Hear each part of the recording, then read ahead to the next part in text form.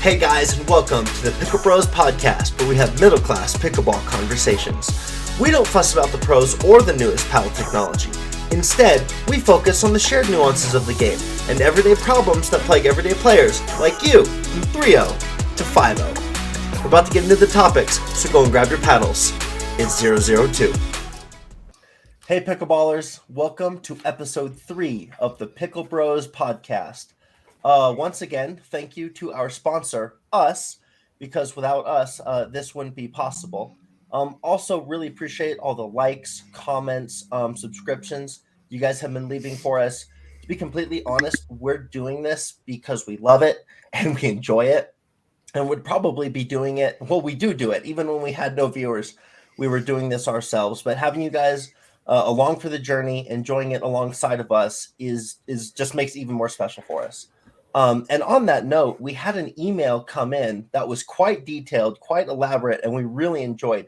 Jesse, are there some touch points or anything? I don't think we can read the whole thing, but anything of note from our viewers' email?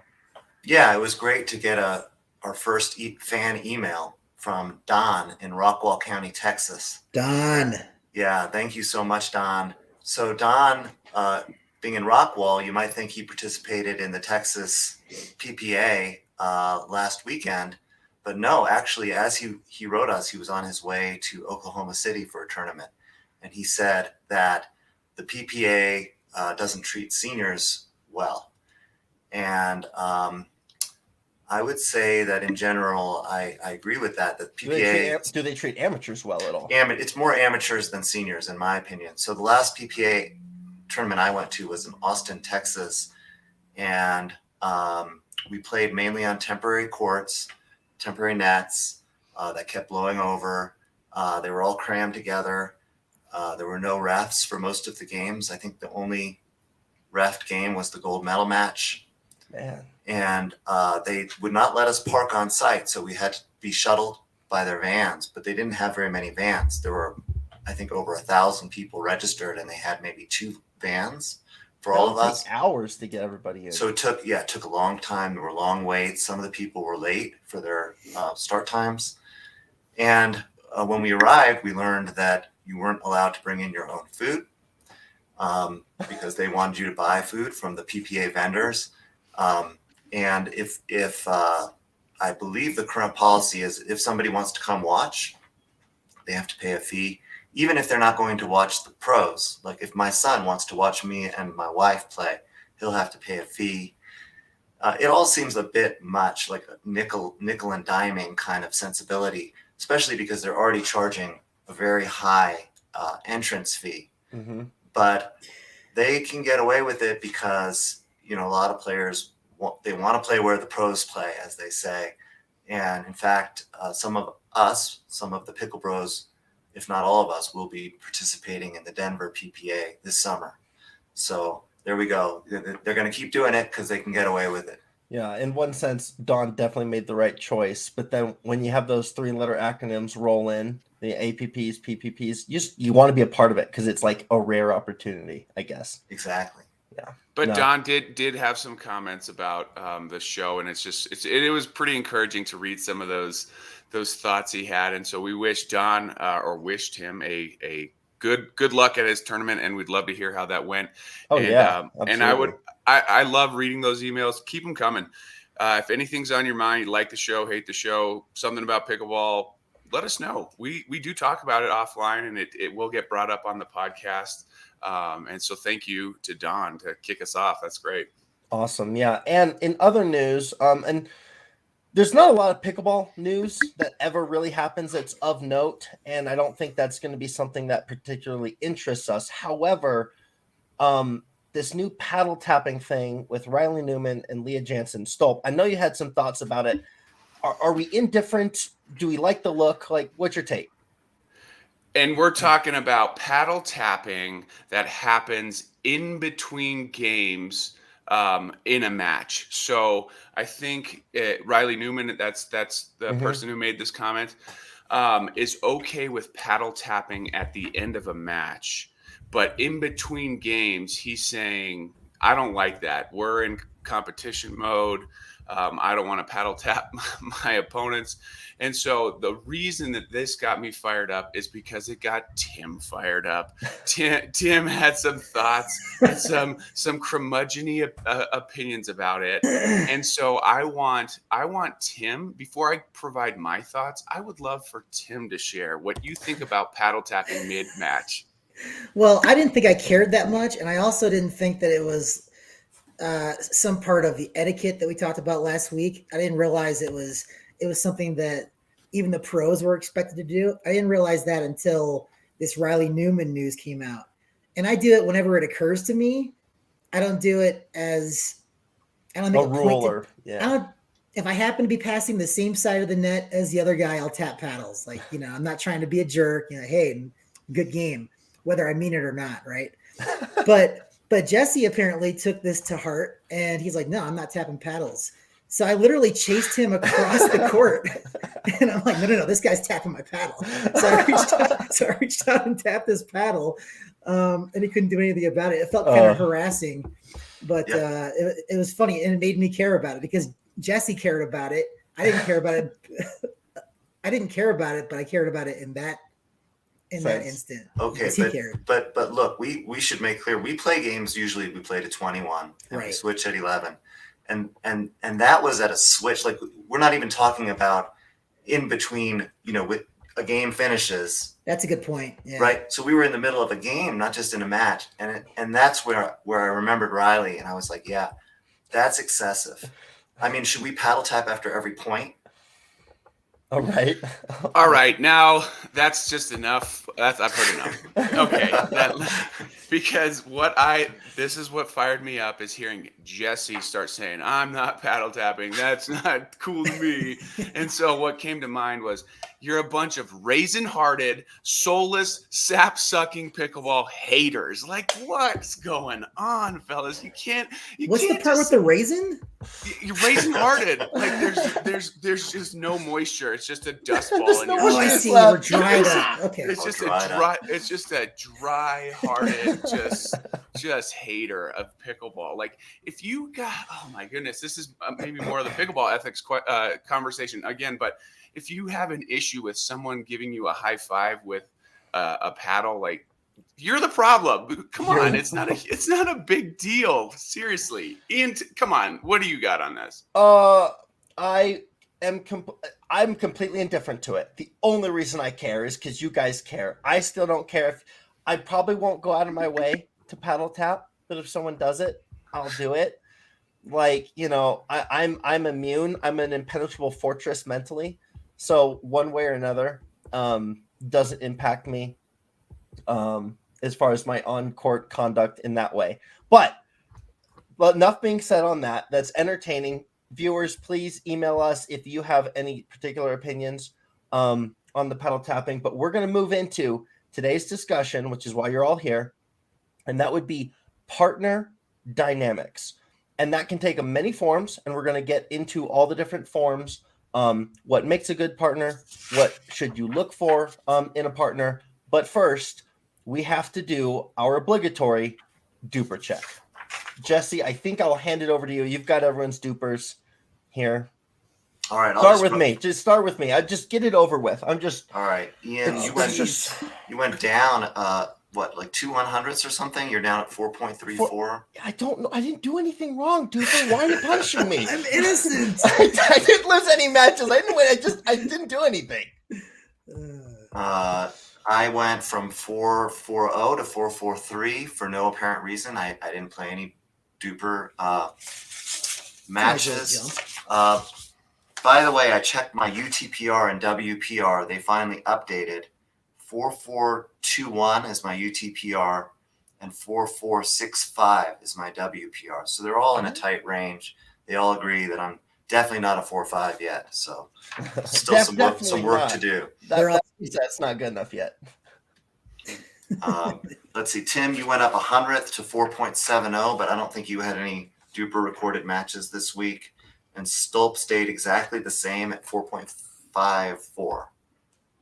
All right. So while Jesse, Tim, you got something there, or? Just me and Stolp were pretty excited to see the DUPRs updated this week because we had a pretty successful Friday we actually challenged. We had arranged a rec match, and then since the league is over, it occurred to us to propose that we submit our scores into DUPR. And me and Stolt knew that it was kind of an opportunity because the guys we were playing with, the oft-mentioned Louis and then our friend Jeff, they have pretty high DUPRs up near 5.0. And so we're like, you guys want to have these count for DUPR? And it's always kind of awkward when you ask that because you're not really sure if that's even an acceptable thing to ask guys with a high DUPR. Yeah. There are some guys with a high DUPR that won't even play with guys with lower DUPRs. If it's for the record, you know? It feels like going out to eat dinner with your buddies and be like, you're a multimillionaire. You got the check, right? Like, it's yeah, that's a good, yeah, exactly. Yeah. But we proposed it because we used to do this kind of thing prior to the league matches starting. And we haven't really done it since then. But now we're all out of the league, so I proposed this. And then me and Stolper texting, dude, this is a juicy opportunity here. These guys have some high DUPRs. And I won all 3 games, all 3 different matchups. Me and Stolp won the big one against Louis and Jeff. So we were excited to see the update today, but it didn't happen, or yesterday. As in it wasn't counted, or you just didn't get the bump you thought? It's not on the what do you call that? Where you see the performance chart. Table. Right. It was not on that table yet, so that still has to happen. All right. It always ends up turning into DUPR, but I know people care about it just like we care about. They said they were going to run a live update, or they didn't update, or they're always changing stuff. It's like, I mean, we can whine and complain all the time. What is going on? Like, no one has the answer to that question, but the fact that 2 of you, PickleBros, Ian and Jesse, did not log matches last week, and yours changed. I logged 4 matches last week against high caliber players. Mine stayed the exact same. So when we ask what's going on, and Tim getting excited because we had a high quality win in there, it's all for naught because we don't know what's going on. There's promise of immediate rating change in the near future. I'll believe it when I see it type talk, because there's this idea of, hey, log and validate games and you're going to see that reflected instantaneously. I think that's a pipe dream, and even if it happens, I don't even know. I just feel like anything they put in front of us, they take it away. It's just so up in the air right now, everything with DUPR, but we live and die by it. I mean, talking to people about the podcast is always DUPR gets brought up. What's your DUPR? Everything.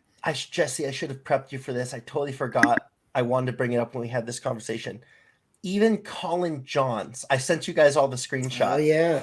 So DUPR, I don't know if you guys, DUPR says who should win, right? They look at your DUPRs, they add it up, they give their predictive analysis. It had at Rockwall, it has JW and Dylan Frazier against Collin and Ben Johns. And DUPR had Collin and Ben losing on DUPR numbers. And so Collin posts something hilarious. He's like, maybe by 2024, we'll be the favorites. It's like, if DUPR can't get the best duo by a significant margin, even like you just go in there and, mess with it manually to make it right. What hope is there for us? Well, and I assume the reason for that prediction is I didn't check, but I assume Collin Johns has a lower DUPR than the other players. They were 200 lower as a team. The Johns brothers were 200 because of Collin, right? Yeah, not Ben. So probably that's because he's not known as a strong mixed doubles player, and DUPR combines both mixed and gender doubles into one number. So the algorithm doesn't really understand that he's one of the best. He's probably the best right side men's doubles player out there. Yep. It doesn't understand that. It just looks at the mixed doubles results. In fact, on the right side, he's more dominant and stand out than I think Ben is on the left, right? Like Ben's the best left side player. But I think if you just look at the parity of people that play the sides, there's no even close second to Collin, I think. Yeah. All right. So DUPR, if anything, is motivation. And it sounds like even for some of the upper echelon players, it's like, oh, you don't think I can do this? Watch me. Watch. I didn't realize even they care about it as well. But isn't it nuts that this was not a thing like a year ago? It was just so simple. We would just go out and play rec games or tournament games. And now there's this whole new element that we're obsessed with that has nothing to do with the actual game of playing pickleball. We It's need nuts. to talk at some point in the future about how pickleball changes. The better you get, it changes for you. Because some of my most favorite times playing pickleball was the first 6 months I was learning at Villa Sport on those gymnasium basketball courts. Did no idea what I was doing. That was some of the most fun.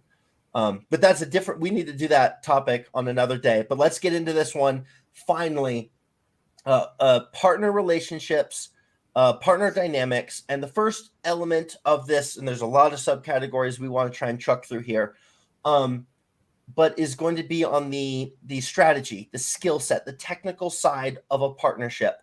And Stolp, I think I'm going to send it over to you first. Alpha and beta duos, or do you want someone with a similar style play? And I think this is going to be really interesting because within the bros here, we've got two guys who lean more beta and two guys who lean more alpha. So how do you come down on this?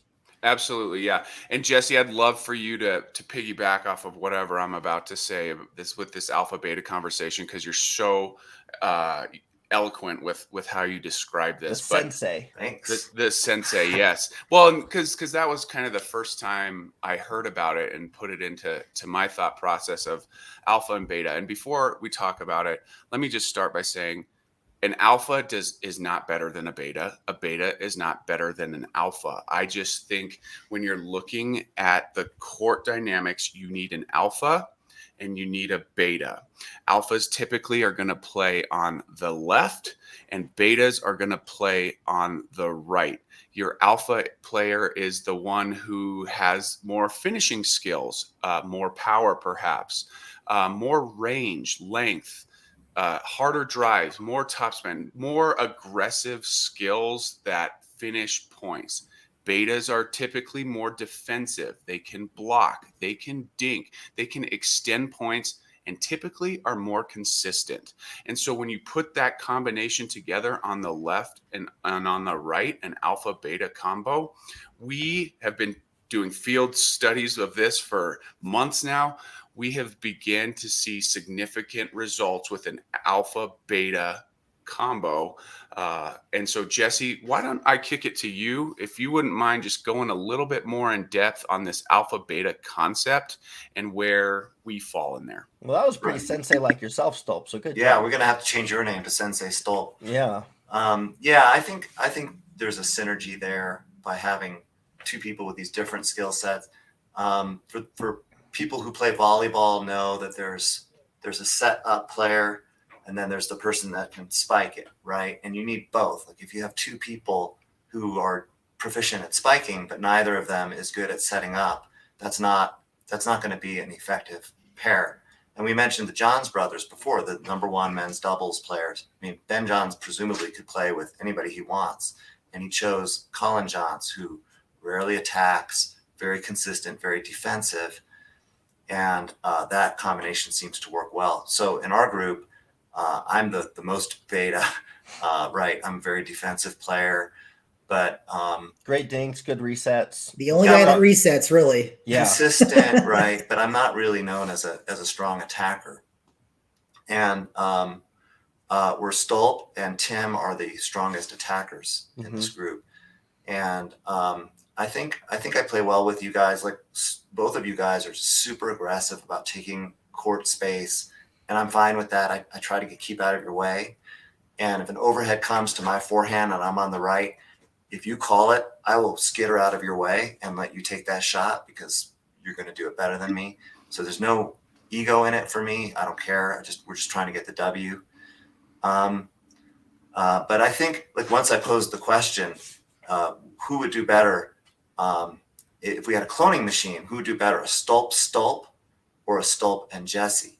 And there was some disagreement about this, but I think that a Stolp Jesse is a better combination because I think the two Stolps would probably be frustrated because they're both trying to take up a lot of court. Yeah, there's not enough court for two Stolps, I don't think. Yeah, right? Tim, you play one of the most unapologetic alpha roles of anyone I've played with, and that's not at all like a dig or anything. Like we ask for you to, and you do it so freaking well. It's like we ask you to do it, but like, how do you manage manage that, knowing everyone looks at you and just goes, take the left side, big forehand in the middle? So this was interesting because we mentioned me and Stolt playing last Friday. Usually, with almost anybody in the group, I'm expected. I'm even asked to, in some cases, to just be as aggressive as I want to be and get all the touches that I want and take all the space that I want, because I put a lot of pressure on the other team. But with Stolp, there was a lot of confusion early on. And first we played against Jesse and his buddy Ryan, or his partner Ryan, is all of our buddies. And they were getting ready for a tournament that would go on and get rained out. We played 3 games against them. And the first 2, me and Stolp have played together before, obviously played together all the time.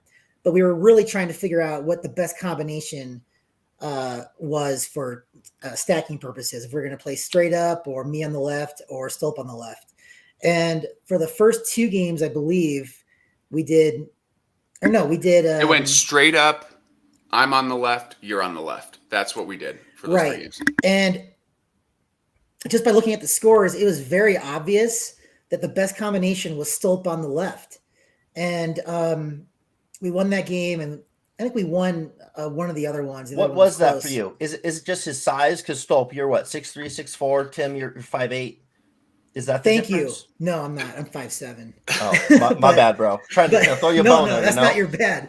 No, so we came back. We came back on Friday, and we had decided that he was going to be on the left, and this was so comfortable, and we won pretty comfortably, man. We led from start to finish, really not breaking much of a sweat, and it was because I just accepted my role, and the way that I put it was, I'm still playing the same aggressive game. I'm just playing in my zone. Mm-hmm. I'm going to be over here on the right. And it's because Stolp takes up a lot of space, so he can reach more balls than most people can.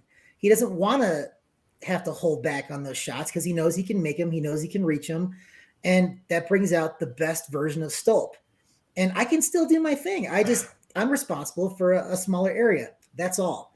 And it worked like a charm. So it takes a little bit of time to try to figure out, what works best with a given combination of players. But once you figure it out, man, it's super relaxing. There's a feeling of confidence, and it works out great. Well, go ahead, Sol. Go ahead. I was just going to say that's one of the dynamics of having a good partner that realizes things like that. Because my skills, Tim's got better skill sets than I do. Tim is I'll say it publicly, a better player than I am. But my length and size, and Tim realizing what I want to do and how I want to do it. And if I'm passive at all and feeling defensive, it doesn't bring out the best version of me. So me playing to my left, just sheerly because of my length, is a better setup for us. So as we're talking about partner dynamics, I think there's this self-actualization process. And Ian, I'm going to kick it. I know you have topics you want to talk to, but I want to ask you, like, in your game evolution, you have realized that you are a right side player. And there is some self-actualization that came from that, because you started as one player, you started playing different groups, you were the strongest. And then, you mix into this group, and where your skills really fit is this orchestration of points, a right side player that control the speed of the game. And you've worked your tail off to be a really good right side player. So talk to me about how you became self-aware that that's who you were. Yeah, so I appreciate those nice comments. My evolution has been very strange, because when I play with my wife, I'm a full DUPR point or more better than her, so I play that alpha role. When I play with my twin brother, and he's going to come up a lot in this episode because our partner dynamics are interesting, I've just put in way more time than him. He's got similar physical skills as me, but I put in more time, so I play the alpha role there. Same thing with my dad. But when I'm with you guys, like a Stolp or Tim, I'm happy to play that, set up patterns, control the point, take a back seat. And part of where I feel like I like to call myself beta plus. Like, I'm a dangerous beta, because I can attack if there's a high ball and it's to my backhand, that punch, it's getting put away, right? And so as I develop my game over the last 2.5 years, one, you do have to know how to do everything. But I realized it's not just about, am I an alpha, am I a beta? It's like, I want to play the game that helps my partner succeed in their game the best. So Stolp, when I'm playing with you, I have to be the one to take the more conservative, deliberate approach, because you're not great at it. But on the flip side, being aggressive, causing chaos, causing pressure, you're one of the best at it, right? So I'm not going to ask you or force you to do something you're not particularly suited for, where I want to be able to do both. Same thing with you, Tim. You can play that conservative game, but compared to you and I don't want to take that from you because you do it better than me. But when Jesse and I play, he's got a much better backhand dink than me, and I'm better at forehand dinking. So I'll play the right side with him, but we know that my backhand is a bit more of the alpha position, especially like my backhand is stronger than my forehand. I'm one of those weird people out there. And so our dynamic, Jesse, is very different. And so what I've enjoy about my game is I try to be very malleable and change not to what I want to do or what I think my skill set is, but I want to be well-rounded. It's like, you build the my player, 99 speed, 99 jump, all that kind of stuff. I want to be really well-rounded and do what helps my partner the best. And so, Stolp, you and I were playing yesterday, I believe, and there was an obvious middle ball that should have been me. And because you had been pulled to the alley and you took a safe dink over, and they lifted it to the center where I was holding my backhand, and you came and stepped on me and kind of hit me, and you were very apologetic in the whole thing. I was like, dude, that's who you are. Like, I'm not mad about it. That's your style.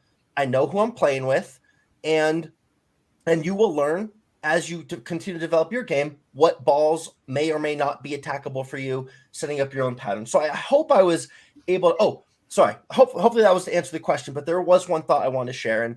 And as I mentioned, my twin brother is going to come up a lot in this episode. I used to be a big proponent of alpha beta is probably the best dynamic. But when I play with my brother, he doesn't have the same paddle skills as me, but we're really similar in how we play. Aggressive, punchy, but very IQ, very smart. We're kind of safe until it's time to not be safe, and then all hell breaks loose, right? And so I have this, and so I've been drilling with him, trying to get him up to our level, up in that 4-5 range. He's still sub 4. He would say that self-proclaimed. But I wonder, and maybe the twin thing throws it off, because we have seen a few twins in the pro scene. The Kiwamoto, is that how you say it? Kawamoto. The Kawamoto twins, and then the Johnson brothers, they're twins as well. Those dynamics are really solid, and their play styles are super similar. So I'm on the fence right now as to whether a similar style or an alpha beta it is the absolute best combination to move forward. Before we go on the next topic, does anyone have anything to say on that right there? A couple things. As an alpha, I think understanding the beta skill sets and accepting some of that. So knowing when to be extra aggressive and poach, and letting them play their game, and to for a beta, like accepting mistakes from an alpha. Sometimes I'll be too aggressive and I'll hit a ball out or something like that, and not letting that affect the rhythm of the game. I think there's some sort of acceptance in that alpha beta process. And then before we move to whatever the next subcategory is, I want to just pose the question to you all. Can an alpha win with an alpha combo, and can a beta combo work out? Ian, you touched on this a little bit with your twin brother, but what are your thoughts about alpha, beta? Tim, you shared a story too, but maybe Jesse, what do you think about alpha, beta? Yeah, like I said before, I don't think it's the optimal combination. I mean, you can win if you're much better than your opponents. I'm a pretty pure beta, but I mean, I can put a ball away if it's high enough. Mm-hmm. I can do something with it, right? But I would rather have an alpha next to me to really put it away with. It's about responsibilities. It's about minimizing the miscommunications, because it's like, all right, if there's a ball strip in the middle and it's shoulder height, anyone can put it away. Whose job is it to put it away? And when you have that parsed out, you don't have the double paddle hit that goes straight down, or maybe double paddle hit that sends it long. Part of having it is, if for anything, the simplicity of it is getting that communication completely set. Right. And I find that mentally, it's just easier for me if I know my role. So if I'm a beta, I don't have to really worry about attacking. So I don't even have to think about it. It just reduces the number of things I need to worry about. And then if I'm playing mixed, where I am actually the alpha, then I know that that's my role. And I just find that keeps things simple. So it's important to communicate before the match role responsibilities. Would you agree? Yeah, I think so. Awesome, I think guys. some of it happens kind of organically too in the middle of a match. I think just roles kind of identify themselves as you start playing with somebody. I know that I've had a lot of success with other alphas, and in one instance, it was a tournament in Georgia. We won the tournament, and afterwards, he was a buddy of mine. He's absolutely an alpha player, but he said he felt like a point guard. He was just setting me up because I was just taking the initiative and I was smashing everything. And if someone's rolling like that, you just let them keep rolling. Like, well, you take these balls because you're on fire. Keep the hot paddle hot. Absolutely. And the same thing kind of happened with our friend Sean. He's also an alpha, I think we'd all say. And he and I likewise had the same kind of success in a tournament last November. And yeah, there were some kinks. There were some, we both go for the same shots and we both kind of get frustrated with each other, but we ended up winning the tournament. So like it worked itself out. I think at the end of the day, if you have two solid players, if they can figure it out even just a little bit, I think they're going to be fine. Yep. Awesome. All about minimizing those errors at the end of the day. I love it, guys. All right. We're going to move along here. Man, time's going so well. I love this conversation, but we do have to be diligent. Is it better to play with a wide variety of players or to just go steady and stick with one person? Jesse. Monogamy is for marriage, not for pickleball.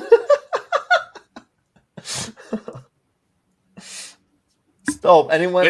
I was waiting for some more behind that. Yeah, it's like he's like Forrest Gump, and that's all I have to say about that. So I'll be a little longer winded in the sense of Than that? Are you kidding? Yeah, than that. I think there's a comfort blanket aspect to partnering with someone steady. I'll use our good pal Louie as an example. We partnered up in this DUPR league. We play together a lot. And I know you guys would agree to this, there's a lot of nonverbal body language communication that happens off ball with Louie and I, and that only comes from time and experience together. So that is the definite pro to staying steady with a partner.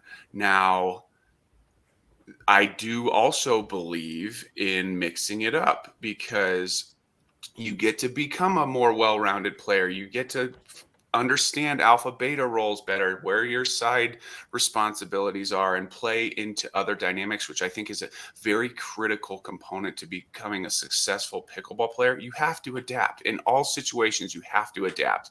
And so I like both concepts personally, but I do kind of lean towards the comfort blanket side. Yeah, I do have some thoughts on this, but I don't want to cut you off, Tim. You got anything to add on to that before I go? Well, I'll just talk about my own experience. I definitely like to mix it up in men's. At least that's, for some reason, that's how it's gone with me. I've always had different men's partners. And a lot of times I'll just partner with somebody in a tournament who I've never played with before. And that's like, it's gone well. I've had success doing that for whatever reason. I don't know if it's lack of stress, it's excitement, because we've never played together before. But in mixed, I've tended to have steady partners for whatever reason. I think a lot of that is in Georgia. I was really good friends with the lady that I partnered with a lot. We'd play most mornings together in the same mixed foursome. And we just got really comfortable with each other. We were friends off the court. That was kind of a unique circumstance. I think generally speaking, I like to mix it up though, because it just, I don't know, it's good for DUPR. I know we didn't always care about DUPR, but it is good for DUPR, the way that DUPR is, how DUPR works. And it's just more interesting. And you don't have to worry about awkward breakups if it's always assumed that you're going to be mixing it up, and you save yourself those awkward conversations too. Yeah. So my kind of rule on this is if you're newer or you're in a season of your pickleball growth where you're just kind of seeing new shots, kind of add things to the toolbox, you should play with as many people as possible because you can pick things up from people, see how people do things differently. Maybe you don't play with left-handies that often. You want to get with a left-hander. But I think as soon as you're like, okay, this is a skill I want to hone in on and get better at, or you're maybe more experienced, kind of like we are, and we're tournament prepping, or we know that we want to do these events with each other, I think it's better to go steady. So part of it is just what season of your game are you in? It's just definitely your motivation. Like what is your end agenda? But Tim, you mentioned something interesting just now. You said you've entered a tournament without knowing someone. Is that what you said, or having played with them before? Or at least not. I've never done the blind date thing for a tournament. Because that's where I'm going next, and I know Jesse's done it, but I was trying to narrow down if you've done I didn't know you'd done a blind date, so apparently you haven't. No, I actually haven't. Okay. These are guys that I play with in my circle. I just not a whole lot. Yeah. So the blind date thing is really interesting in the world of pickleball. You don't just want to show up to the courts as by a solo, because finding an odd number in pickleball is like that's the worst thing in the world. But Jesse, you've had a lot of experience and I think I would dare say success with blind dates. Yeah, I've done several and they've been really successful. I play with a guy named Vince. We met up in Naples, Florida. He's from Virginia and we had never met. And we just played, I think the night before our men's doubles. We played 4-0 and we got gold. And then we were like, hey, that was great. Let's do it again. And we met up a second time. And we got gold again in another 4-0. So I'm hoping we'll move up to 4-5.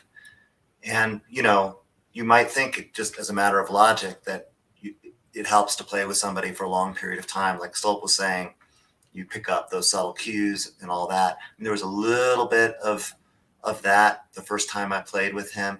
But I think it's really not necessary to play much with somebody. I mean, we all know the game of pickleball. And that was a very successful blind date from the outset. Shout out to Vince. Vince isn't here in Colorado, is he? He's in Virginia, Vince Ricobana. And then another blind date I had was a guy named Akira Kakizawa, and he lives in Phoenix. And we played 4-5. We did, decently well. Super nice guy, good player, good vibe. So I'm really happy with how those have gone. So how do you find these people? You're telling me you register, you pay US dollars registering for a tournament and just say entering without a partner and show up and hope for the best. That's what you're talking about doing. And that's how you met Vince and your Phoenix partner. Yeah. So you can register. I was registering with my wife for mixed, and then I entered men's and just put it needs a partner. And sometimes I reach out to people who need a partner. Sometimes they reach out to me. Of course, I check their DUPR. I check their check the DUPR. I check their DUPR, but I also check their tournament record at pickleballtournaments.com, which I actually put more faith in that.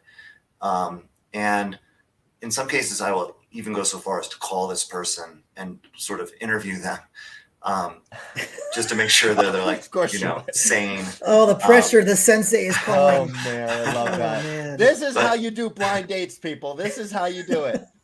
But yeah, it's been great. Awesome. But you can say no to that person. Like, so once you say you interview them and it's like, they like stuff like Tim likes, he's like super weirdo. Right. And then can you back out and say no? Or you say something like, well, there's this other guy who said he might like to play with me. So I'm going to see if that works out, or, you come up with something. So it becomes the high school dating scene all over. And on that, because that's so great. It's like, oh, there's someone else. Guys, how do you move on from a partnership? Maybe it's a new one or maybe it's long established. This is like the breakup. Let's see, we just talked about blind dates. Now we're moving. See the analogies we're using here. How do you move on from a pickleball relationship? So I think we could probably all agree that the best way is to be open and honest. But I think it's also the case that 100% of the time that is not what you do. Yeah. I've never said to somebody, hey, I'm moving on because you're not good enough. Those words have never come out of my mouth. So usually, and it's been done to me too. It's a sort of wither on the vine strategy where you just kind of let it die out. Yeah, our buddy Jared, who shout out, he's in the blue shirt behind Tim's screen there. We promised we always got to shout him out on the background when he comes up. He and I, like, he basically introed me to pickleball. We were friends from college. Then I graduated before he did, and then we kind of met back up in real life after that. And so he introed me to the game, and so we played together for a long time. And there was no breakup conversation. There was no move on thing. But he and I both realized, and we've talked about it after the fact, our games are not the most, simpatico games. And so actually one of our jokes we have is like, we didn't win a game even recreational with each other for over 3 months. And when we finally won a game, we were like, we did it. We won a game together, And so in that instance, it was just like, we both saw it writing on the wall. We both wanted to go play with other players. There was no animosity. There was no anger. It's just we weren't having success together. And we're like, hey, I'm going to go play with my brother. Yeah, I'm going to go play with this person. And it just organically happened. So to your point, Jesse, it's like we probably could have had a conversation of, hey, man, our play styles aren't necessarily vibing right now. Let's go try something different. Instead, we just kind of didn't text each other for events, and then it just and we're still good buddies. We still play together, and things have improved as our skills have improved. But it was just like that's the only time I've ever had to deal with it, and it was awkward. But at this point, it is what it is. So there was a guy who I was playing with recreationally pretty frequently over the winter, and I think like 2 or 3 times in a row, I would invite him to play, and he just couldn't for whatever reason. I didn't question his reasons for doing so or anything, but I just kind of stopped contacting him.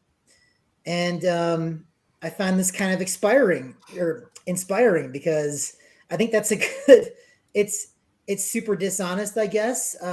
In some ways, if you keep telling someone who wants to, now Ian, and I want you to read into this because you have asked me to partner with you in a couple of tournaments coming up, and I legitimately cannot. 2 of them, in fact. Yes, I legitimately cannot.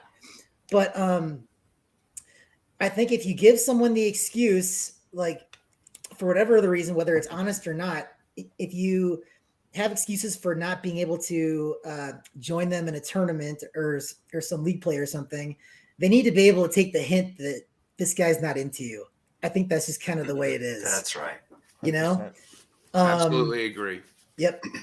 And the only thing I want to mention, other than I agree, organically is how it should happen, and usually there's some wherewithal from both parties that it's just not working out. Forget all that. Did you hear Ian when he used the word simpatico? Like, what the heck does that mean? Like, I challenge anybody. I think it's like a racehorse name or something. Yeah, it's not a word, for sure, not a word. Synergy, sympathetic, nervous. You can't make up words. It's not a thing. You can't do that. That's right. my thing. I'm gonna make up some words and move us to the next subcategory. Sorry, that was funny to me.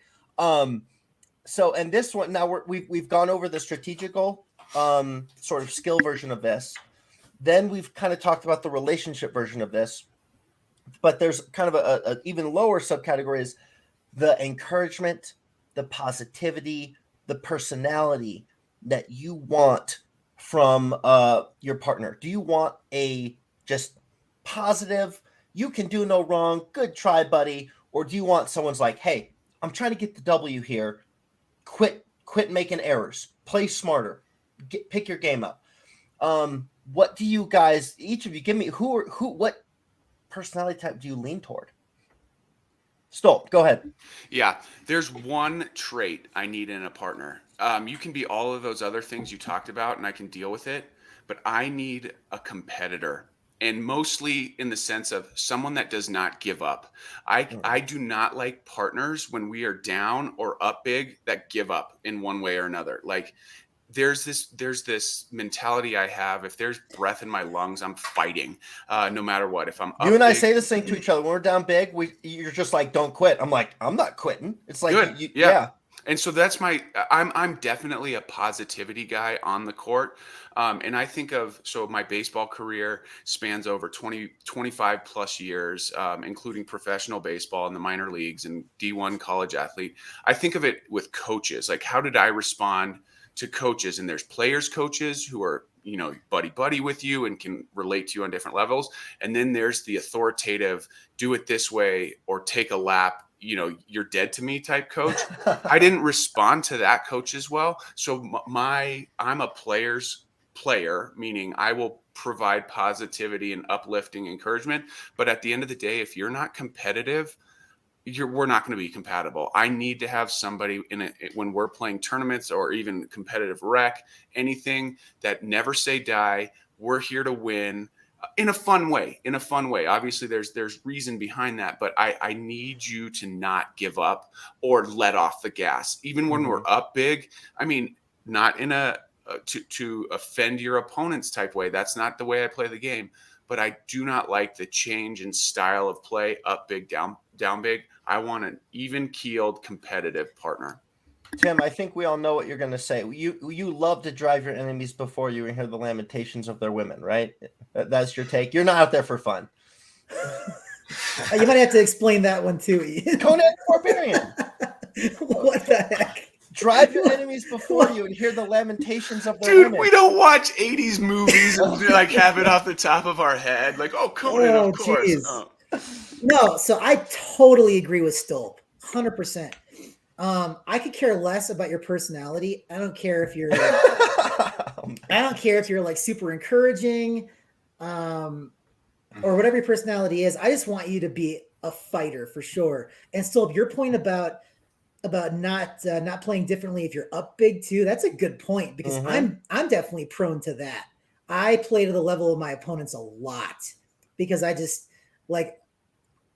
I'm kind of off and on with my focus sometimes. I don't know if it's ADD or what, but you're absolutely right. That's a great point to make. But outside of personality, I just want my touches. Like I'm kind of selfish. Like I said, when I play with another left side player who's a dominant alpha type player, we have to figure it out. But once we figure it out, if I'm the dominant player, like I want my touches. I don't care what your personality is. I just want my touches, because it's all about the on-court product, right? It's not about the personalities, in my opinion. However, I will say that there's a guy, I mentioned Sean before. Sean does something that nobody else does as much. Very unique. He talks the entire time in low tones all about what he's doing. So you never have to question what kind of shot he's about to hit, what he's trying to do. Lobbing, and it is driving. Exactly. And it is so like, how come more people don't do this? That is so brilliant. And it keeps you on the same page the entire time, so that if you screw up, it's not because of confusion. It's because of some other reason. Maybe the other guys were just too good or something. And also, Sean's one of those guys who, like, even if you make a blatant error, he'll make you feel like you're fine and didn't make an error. Like, just and then he'll say, "That's a cool shot." Yeah. He just makes you feel so good about it. Yeah, we love playing with Sean. He's the ultimate partner for sure. But at the same time, Sean is super competitive. I've seen him get so mad at himself for when he's not playing up to the level he wants. So, like, you can still be positive, encouraging, not at all negative or on top of your partner, and still try and be a killer. And I think that's Sean exactly. I have a question for you guys though. How do you handle when your partner is a jerk on the court? What if he's exhibiting really horrible sportsmanship? He's throwing his paddle around. He's throwing tantrums. Yeah. So I'll ask you about your partner first, and then how do you just feel about sharing the court with someone who's an opponent who acts like that? Yeah, for me, that's a deal killer. If you're having tantrums, or if you're, I mean, I've seen people who are so upset with the situation that they'll deliberately hit the ball into the net. And I don't mean after a point, I mean during a point, or they'll hit the ball 3 courts adjacent. I'm like, look, you want to have temper tantrum, you want to throw your paddle when you're playing singles, be my guest, do it all day long. But if you're my partner, you better try to win every point. Yeah. I tend to and self-admittedly, I'm going to bring Jared back up. I have a lot of regrets for how I have treated Jared in the past. When I was still learning the game, I was still an immature pickleball player. I was not a good partner. I'm very intense. I'm very hard. My dad is a person who, it doesn't matter if it's pickup basketball, which is what he spent most of his life doing. He's recently converting to pickleball. Doesn't matter if it's a drill session or anything. He is Game 7, NBA Finals, wants to win. And so that's how I was raised. And so anyone who maybe isn't as just freakishly intense as me, I just regret the things I've said, how intense I've been, how hard I've been. So when you said being a jerk, I'm like, well, I've never played with a jerk, but I've been the jerk, you know? So in that respect, maybe, here's a public apologies to Jared, right? But you just don't want to play with those people. It just ruins the experience for you. I just, before we move, I wanted to make sure, never show up your partner. That's just the simple rule. And I think if you're throwing your paddle, your tantrums, you're showing your partner up in a way that just does not benefit the game. Now, we've all played with serious frustrator type opponents and partners. If you don't know that person, that's a deal breaker for me. Now, Tim, you throw tantrums on when you make bad shots on yourself. It's never partner related. Yeah. So you're not showing up your partner. When I say showing up your partner, it's like, oh, your partner makes a bad shot, then you're throwing the tantrum. That's bad. But Tim will do a little tornado twist and throw a childlike tantrum in the middle of the game. And that's who Tim or when is. Music's playing, or when music's playing, or anything else, under the sun that ticks him off. But that's who Tim is. And so it's then turns into a communicative session to say, Tim, that's great. Be yourself, this and that, but let's lock in and be good again. So never show up your opponent, never show up your partner. Yeah. All right, guys, our last subcategory, and it's along the partner dynamics of coaching and all these things. How do you deliver constructive criticisms like play here, or let's go, or do better, or how do you have those in-court middle game conversations? Anything irk you about how these things are done? Tim? Well, I'll talk about let's go. There's an aspect of let's go that bugs the crap out of me. And it's never intentional when it's done, but it just bugs me. Like, have some more self-awareness, bro. and it's when your partner dumps a return or something, or does something just stupid. He makes an error.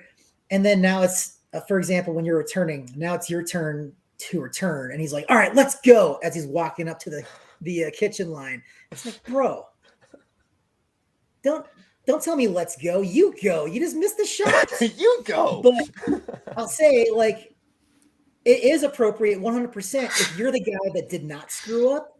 You say let's go. That is healthy. That makes sense. That I have no concerns with accountability in that case. Like, that makes a ton of sense. But just, you have some self-awareness. Like, don't say let's go as if you didn't just screw up. Like, we're all human. I get it. We all screw up. But just choose your words more carefully and more timely. You know what I mean? I think you're being a little raisin-hearted there, Tim. I think because I've said let's go after I've made a mistake, and it's partly like, okay, you know what it really means is hey, I just messed up, but I'm on here now, and I'm gonna be with you, and let's go. Yeah, I'm dialed in mentally. We're all aware of what just happened.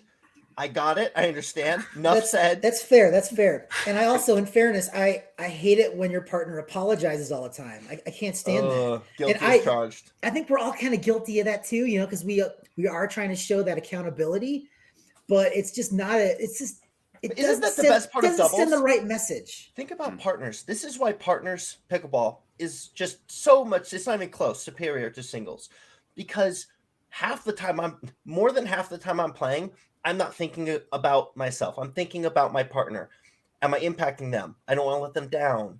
I want to be encouraging, right? Like, and I've grown into that player, but part of that is just like, you don't want to screw it up for them, right? Yeah, Right. I think Let's Go needs a translation guide, because Let's Go Mm-hmm. to Jesse meant something different to Let's Go than Tim. And Let's Go for me, if I say it to my partner after making a mistake, is, hey, we still got this because we're up or tied or down. Like, we're still right in this. Let's Go is a message to me and our partner that let's lock in. It's not shot to shot, it's forward thinking. Yeah. And so I think there's a translation guide to Let's Go. But your point is so valid, Tim, of like, dude, you just made the mistake and you're telling me to let's go. Why don't you take a time out and think about what you just said? Think about what you did. Yeah, let's revisit what just happened before we're saying let's go. But so I get that. But yeah. Awesome. Guys, this has been an incredible conversation. I honestly think we probably could have added another hour on here, but we want to be respectful of people's times.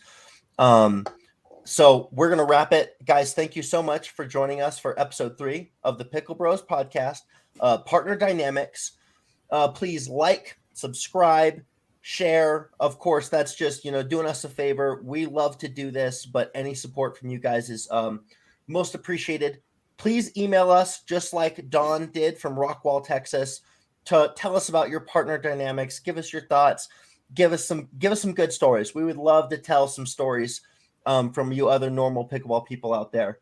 Follow us on Facebook and Twitter, PickleBros002, YouTube, Spotify, all the other podcasting platforms. It'll be the same thing. So we're going to wrap the show, guys. We love you all. Thank you all. Stay safe and stay out of the kitchen.